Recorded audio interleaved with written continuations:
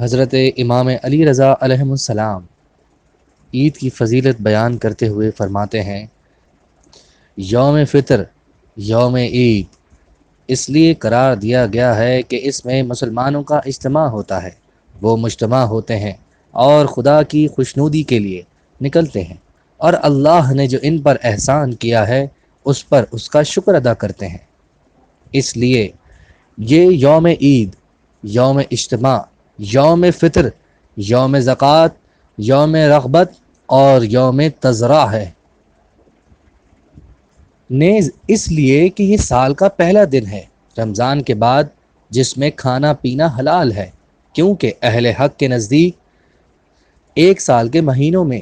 پہلا مہینہ ماہ رمضان ہے۔ تو اللہ نے یہ چاہا کہ لوگوں کا مجمع ہو جس میں لوگ اس کی حمد کریں اور اس کی تقدیس کریں، اور اس کے علاوہ اس میں دوسری نمازوں سے زیادہ تکبیریں قرار دیں، اس لیے کہ تکبیر اصل میں اللہ کی بڑائی کا اقرار ہے، اور اس نے جو ہدایت کی اس کا شکر ادا کریں،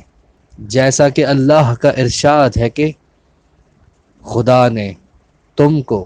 راہ پر لگا دیا ہے، اس نعمت پر اس کی بڑائی